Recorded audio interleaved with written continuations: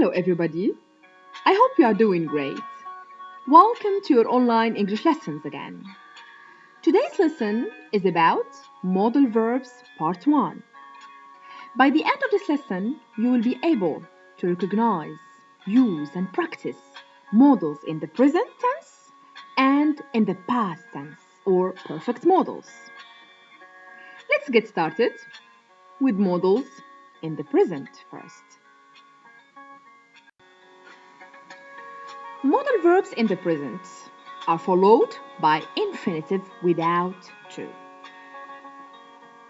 Example, John lives in a palace and he has a Ferrari.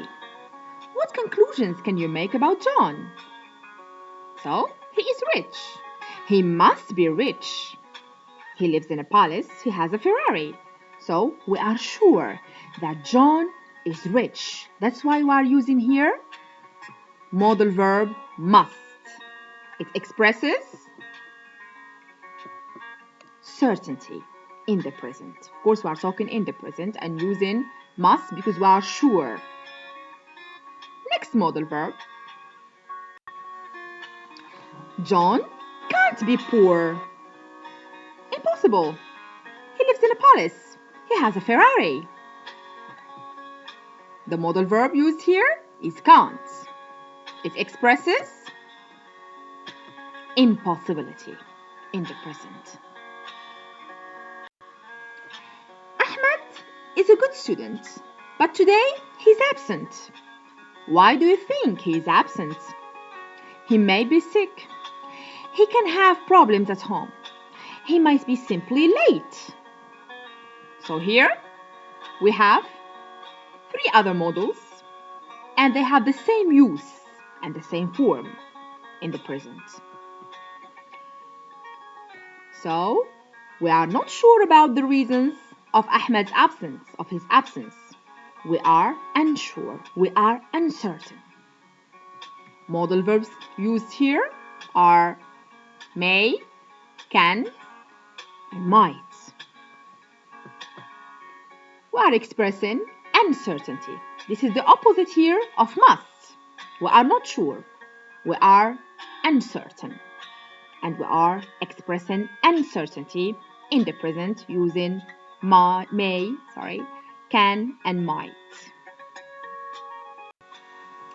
The sky is cloudy and it's likely to rain. So it is possible to rain today. It can rain today. It may rain today or this week.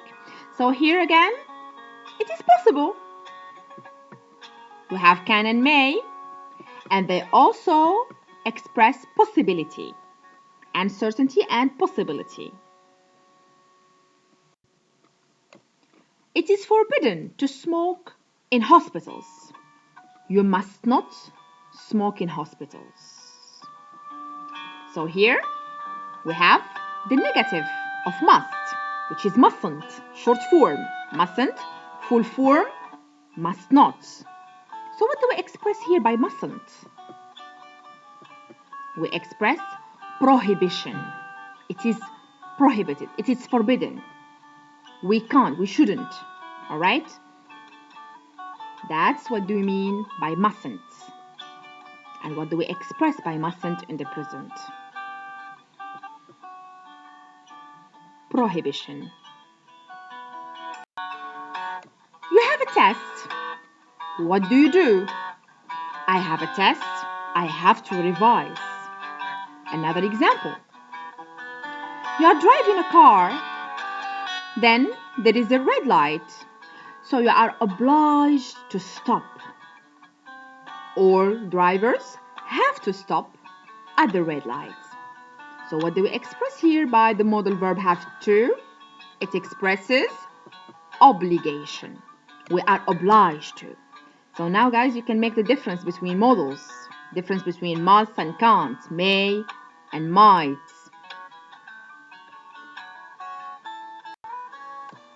All boys don't need to wear an overall so as to come to school. All boys don't have to wear an overall so as to come to school. You know that girls who wear in Morocco the overall let's say in high schools. So all boys don't have to, don't need, don't have to, no obligation here, all right? Difference, or let's say the opposite of have to. Have to expresses obligation. Don't have to, no obligation, or what do we call? Of course, lack of necessity. There is no necessity here. It's not necessary. We are not obliged to do this. That's don't have to, modal verb.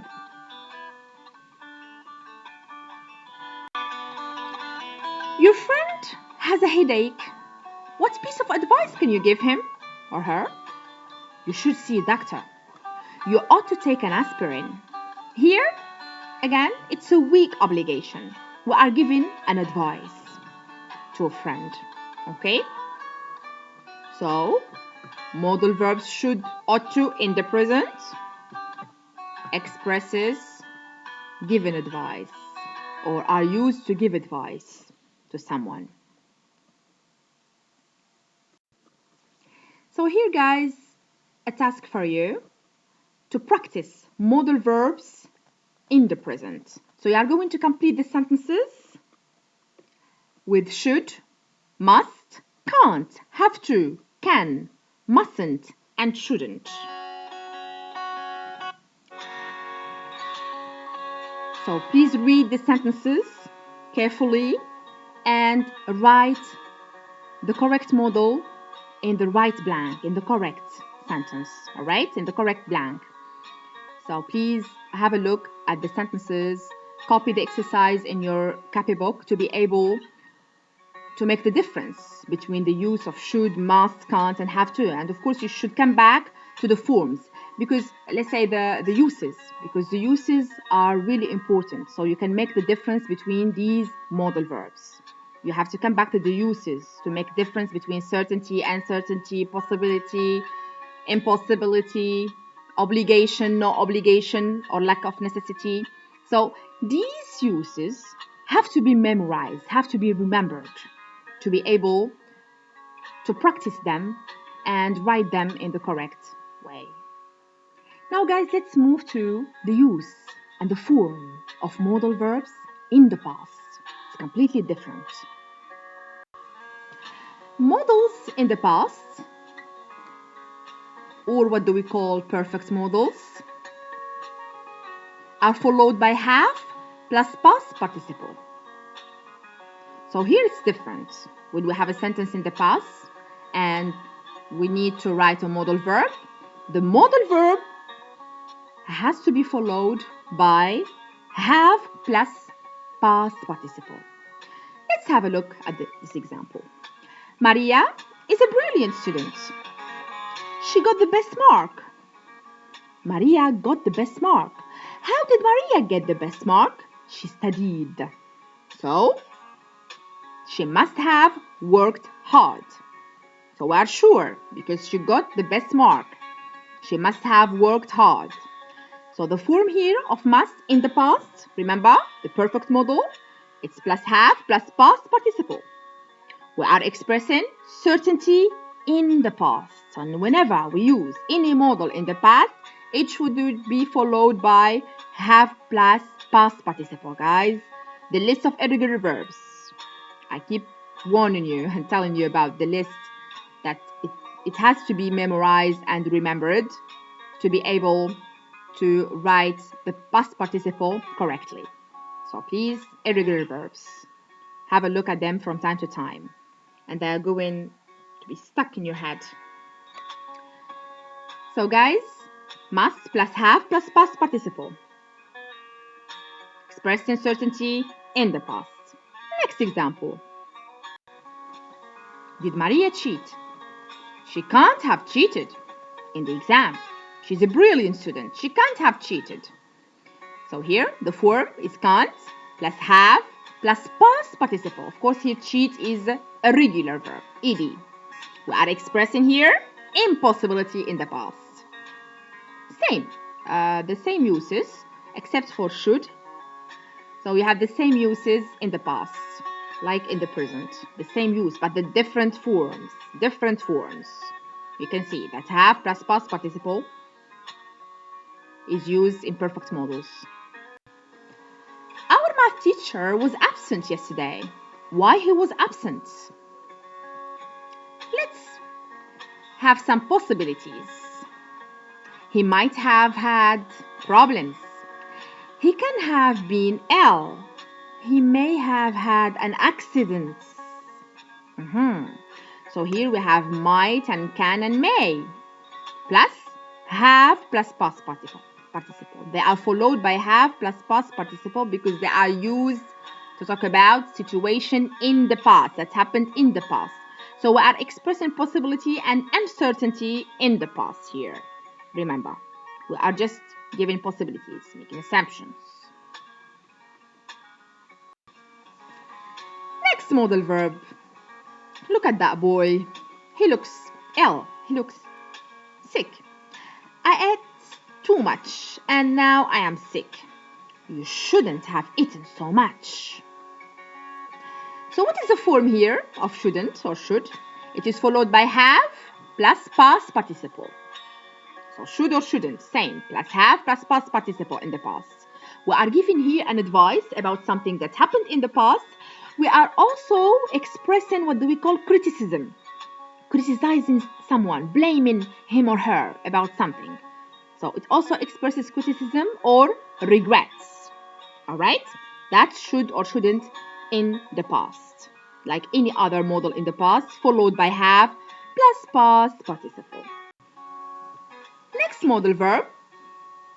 Mike was driving dangerously, but fortunately, he didn't have an accident. Mike could have had an accident. Why? Because he was driving dangerously. He could have had an accident. Again, here I have could plus have plus past participle. And we express an event that was possible but didn't happen. Possibility in the past, like may and might and can. Could also expresses possibility in the past when it is followed by have plus past participle. Well done, guys. So now you have another exercise of modals in the past or perfect modals as I told you. So you are going to put the verbs in the correct form and fill in the blanks with the correct modal verbs. You have must, should, could, may, or might. So as I told you, the verbs between brackets must be in the past participle. If it's regular, it's ed. If it's not regular, the form must change. All right, must be changed. So please be very careful. So you are going to write the modal verb here plus have plus the past participle of the verbs in brackets. I hope this video is useful for you.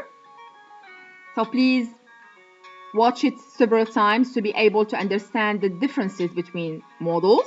At the same time, write the exercises and copy the examples also of the lesson and copy the exercises in your exercise copybook and write the answers. You can send me the answer.